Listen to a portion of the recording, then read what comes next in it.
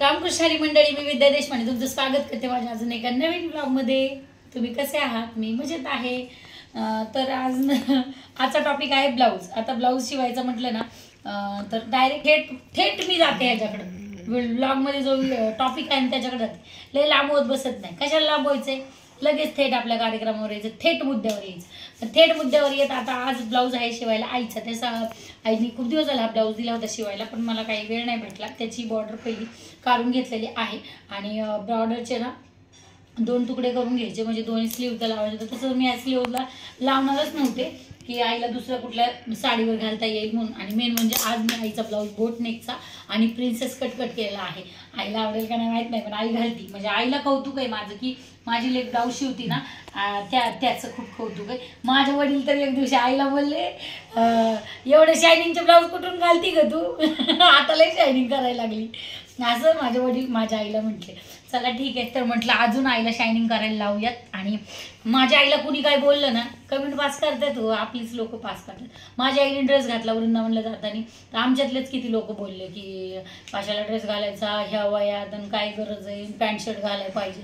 मी तर इव्हन आईला हे सुद्धा म्हणणार होते की पॅन्ट शर्ट सुद्धा घालतो, काय अडचण नाही, असं मला वाटत होतं. म्हणजे नाही बोलायला पाहिजे, आयुष्य आहे, आपलीच लोक बोलतात म्हणा, जाऊ द्या, त्याचा काही विषय नाहीये, पण असं नाही बोलायला पाहिजे.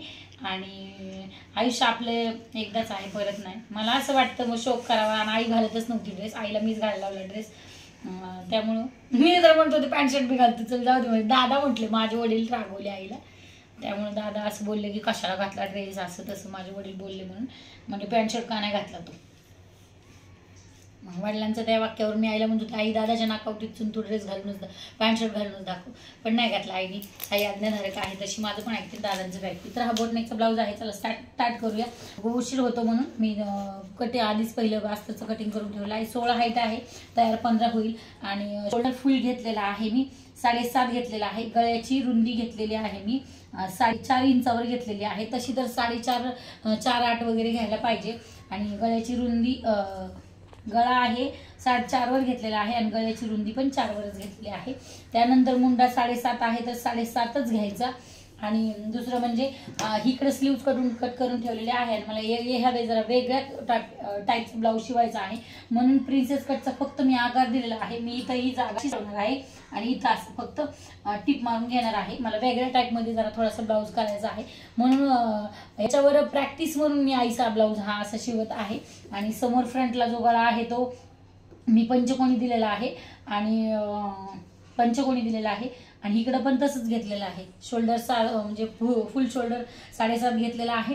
गळ्याची रुंदी मी 4 इंच घेतलेली आहे, आणि पुढचा गळा मी 6 वर घेतलेला आहे. चला तर आता ह्याची पहिली कटिंग करून घेते. आणि व्हिडिओचं काय माहितीये का, हे आपल्या पद्धतीने एक चार्ट असतो ह्याचा, शोल्डरचा ह्याचा घ्यायचा. त्यामुळे ते आपल्या मनाने आपण शिकलं ना की युट्यूबवर बघून सगळं शिकायला येत नाही. मी युट्यूबवर बघून लय प्रॅक्टिस केलेली आहे, त्यामुळे युट्यूबवरचं बघून पटकन करायला जायचं नाही.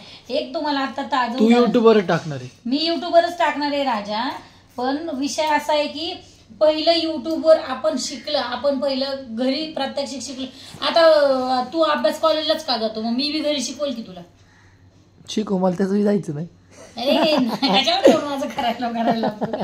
तर विशिष्ट एक जागा असते. आता मी शिकले, खरं तर मी स्टार्ट युट्यूबवरूनच केलं होतं, पण मला ते बेसिक काय कळलं ना, म्हणून आधी तुम्ही घरी कुठेतरी थोडासा क्लास करा, त्यावेळेला तुम्हाला हे सगळं डोक्यात बसेल. युट्यूबवर बघून सगळं येत नाही. माझा मुलगा बरोबर बोलतो की युट्यूबवर बघून, पण मी आधी क्लास केलाय, त्यामुळं मला युट्यूबवर बघून बऱ्यापैकी गोष्टी आलेल्या आहेत.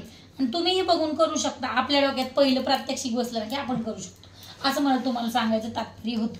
म्हणजे युट्यूब काय वाईट नाही, युट्यूब चांगलंच आहे, पण ह्याच्यात सगळ्या गोष्टी दाखवता येत नाहीत. आणि काय वेळा चुका लपवल्याही जातात. आता हेच उदाहरण घ्या, एक पोटली बनवायची होती, आणि ती पोटली बनवायला फक्त सिंगल अशी दोरी हात घातली, बाहेर काढली आणि ती दाबून घेतली. असं करून होत नाही. पोटली करायची म्हटलं ना, पूर्ण होल राऊंड करायचा आणि परत तिथूनच बाहेर काढायची, त्यावेळेला ती दोरी स्किप होती. हे माझा अजून अनुभव आहे. मी अजून शिकते भरपूर साऱ्या गोष्टी. युट्यूबवर बघूनच मी पोटली बनवायला शिकले, पण ती मला आली नाही. मग मी स्वतः माझी पोटली खोलली आणि खोलून बघितली की पोटलीमध्ये दोरी कशी अटॅच केलेली आहे, आणि त्यावेळेला मी ती पोटली बनवली. म्हणून मी तुम्हाला सांगते, माझा मुलगा बोलतोय तेही बरोबर आहे, आणि मीही बोलते तेही बरोबर आहे. खरं बोलायचं, खोटं बोलायचं नाही. आता ब्लाऊज कटिंग करून घेतलेला आहे. आता ह्यांनी जर मला मोबाईल दिला तर मी ह्याचा स्टिचिंगचा व्हिडिओ तुम्हाला दाखवल, नाहीतर कशाने दाखवणार आहे. आता पहिला याला धागा आहे का मॅचिंगचा बघते, धागा नसेल तर पहिला धागा तर मी घेऊन झोपणार येते आहे. आणि हा ब्लाऊज शिवून घालून दाखवते. धागा असून नसून मी घराच्या बाहेर पडणार नाही.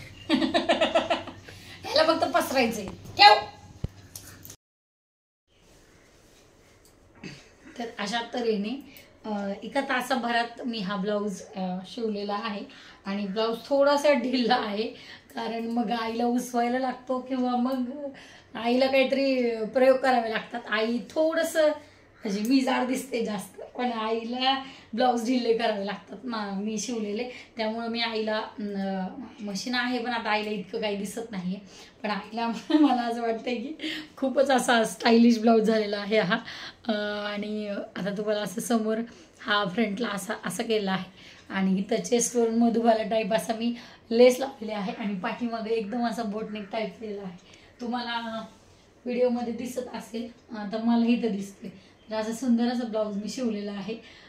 फक्त मी तुम्हाला याचा व्हिडिओ नाही देऊ शकत, म्हणजे आता हा ब्लाऊजचं हे जे समोरचं पॅटर्न आहे ना, हा खूप ट्रेंडिंगला आहे. त्यामुळं मी आईचा काल मधुबाला शिवला माझा आणि आज आईचं ट्रायल केलेलं आहे याच्यावरती.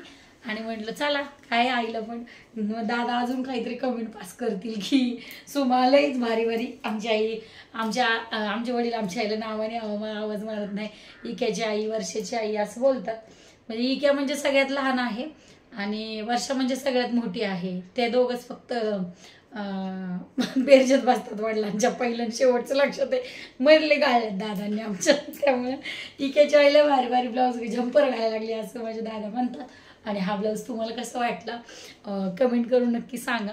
व्हिडिओ आवडला असेल तर लाईक करा, शेअर करा आणि सबस्क्राईब करा. स्टिचिंगचा व्हिडिओ यासाठी नाही दिला की हा माझा मोबाईल घेऊन बसला आणि आता सध्याला त्याचा मोबाईल थोडासा बिघडला आहे आणि मोबाईलपेक्षा महत्त्वाचा तो आहे. त्यामुळं त्याच्यावरही एक व्हिडिओ बनवेल. पण आता सध्याला तो महत्त्वाचा आहे म्हणून तो मोबाईल घेत होता. आणि मला एवढी एक्साइटमेंट असते की मी कधी ब्लाऊज शिवते आणि मी कधी ब्लाऊज घालते.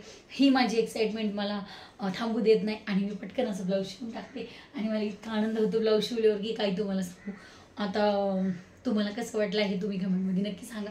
व्हिडिओ आवडला असेल तर लाईक करा, शेअर करा आणि सबस्क्राईब करायला विसरू नका. मी विद्या देशमाने. बाय. राम राम आणि जय संताजी.